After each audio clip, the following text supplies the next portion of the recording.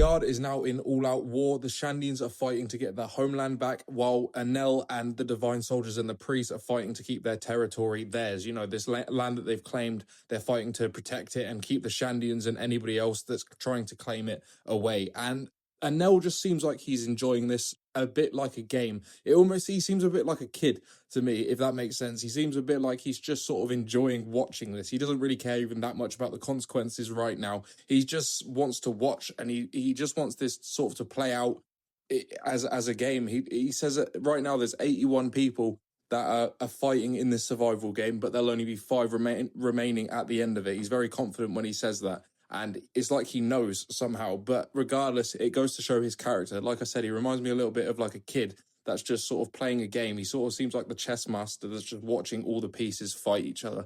That's what it feels like right now. He just feels like this being that's just watching over all the carnage. And whatever the consequences are, he doesn't really care because he feels very confident whatever he's trying to achieve, he will achieve regardless of what the result is. Whether or not the priests survive, whether or not his divine soldiers are killed, whether or not the Shandians show up, or the Blue Sea people, the Straw Hats, he seems very confident in what he's doing. And like I said, he just seems to be enjoying the chaos, enjoying this survival game, like I said. In this episode, we got Wyper and the Shandians versus Shura, and it didn't go how I expected it to go whatsoever. Wyper actually managed to destroy Shura, and it was pretty brutal, actually. In this episode, we learned a little bit more about dials, and specifically sort of like banned ones that have been like banished pretty much. And there's one called a reject dial, which Wyper uses in this, and it outputs 10 times the force that's put into it. And it also that force goes back on the user, and he uses it against Shura, and it completely destroys him. These things are like outlawed essentially, but Wyper happens to have one,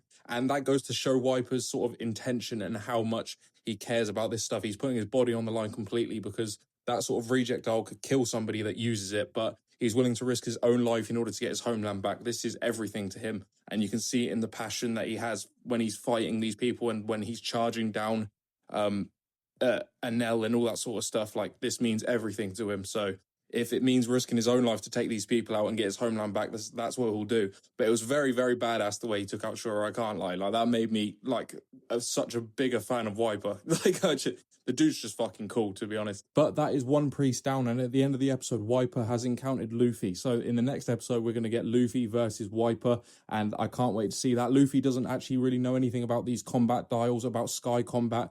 You know, Ganful was telling the others about it, but Luffy wasn't there. So it's going to be interesting to see how Luffy sort of deals with Wyper, how they sort of clash. I can't wait to see this fight. It's the most excited I think I've been for a fight in this particular arc so far. But yeah, things are really starting to kick off now in Upper Yard. I wonder who the 5 survivors are going to be that Anel is referring to. You know, there's more than 5 Straw Hats, so I don't know exactly how that's going to work out. That makes me a bit nervous, but I don't know. We'll just have to see. But regardless, I can't wait to see what happens next, and let's keep it going.